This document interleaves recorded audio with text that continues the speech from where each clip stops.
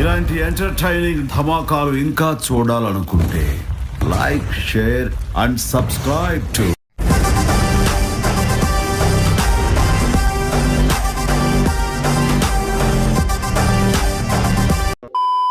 ఉండాల్సిన అవసరం వచ్చింది. ఈ అవసరంలో నాకు ఇద్దరు పిల్లలు ఉన్నారు, తనకు ముగ్గురు ఉన్నారు.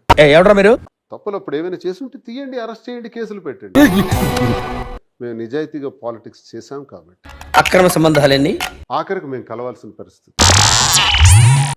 గత జన్మలో ఎక్కడైతే ఎండ్ అయిందో అది కొనసాగింపుగా వస్తుంది. శ్రీనివాస్ కావాలని తను అనుకుని ఉంటే ఈ రెండింటిని నిలబెట్టుకుంటూ ముందుకు వెళ్ళాలంటే తిరిందా అంటే శ్రీనివాస్ గారు మన జనరేషన్ కంటే కొంచెం ఫాస్ట్ గా ఆలోచించే జనరేషన్. అది 58, అమ్మాయి 34. అంటే ఆ సాధువు చెప్పిన మంత్రం ఫలిస్తుందన్నమాట. అసలు మా ఇద్దరిని చూసి ఏజ్ గ్యాప్ అనిపిస్తోందా?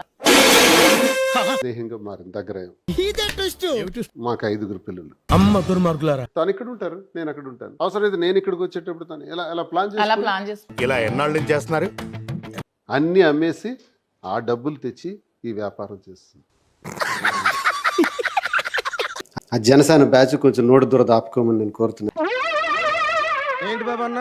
ఆ జనసేన బ్యాచ్ కొంచెం నోటి దూర దాపుకోమని నేను కోరుతున్నాను. మరి పిచ్చి మీద పిచ్చి పిచ్చి జోకులు ఇస్తే తోలు తీస్తారా? కొంచెం వాళ్ళు దగ్గర పెట్టుకోవాలని వాళ్ళకు కూడా అటువంటి ట్రాలర్స్ కూడా మెయిన్ వాళ్లే. టార్గెట్ ఎవడైనా సరే వదిలే ప్రసక్తే లేదు. అసలు ఇంట గెలిచి రచ్చ గెలవాలంటే పని పాటలేని నేను ఇక్కడ ఉంటాను, అతను ఇక్కడ ఉండాల్సి వస్తే నేను అక్కడ ఉంటాను. కానీ తెలిసంటావో తెలియకంటావో గానీ సూపర్ టైమింగ్ లో అంటావు. మగధీర సినిమా లాగా మాకేదో మిగిలిపోయి ఉంటుంది, అందుకే మళ్ళీ ఫ్లాష్ బ్యాక్ లో మనం ఏమైనా నువ్వు బనేవాడివే. టెక్కల్లో ఒక పెద్ద ఫ్యామిలీకి చెందినటువంటి కుటుంబం. నాకు టికెట్ కావాలి. మీ ఇద్దరిది చాలా ఏజ్ గ్యాప్ ఉంది. అందరిలో ఉన్నటువంటి డౌట్ ఇది. ఆడియన్స్ ఏంటి, నేనే ఇంకా ఊహించలేదు. ఈ మధ్య జగనన్న బర్త్డే గ్రాండ్ గా చేసాం. కథ చెప్పరా అంటే రక్తదానం నేత్రదానం. మా వైసీపీ కార్యకర్తలందరూ మా జగన్మోహన్ రెడ్డి లాగే మనసున్న మనుషులందరూ కూడా.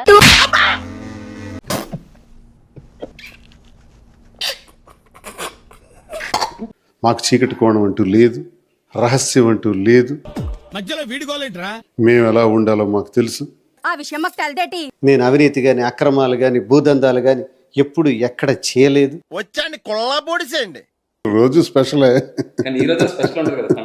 వద్దు బాబు వద్దు అంటే కొంచెం అతను అంటే భయం ఉంటుంది, అతనితో అంత మాట్లాడడానికి కూడా భయపడుతూ ఉంటారు.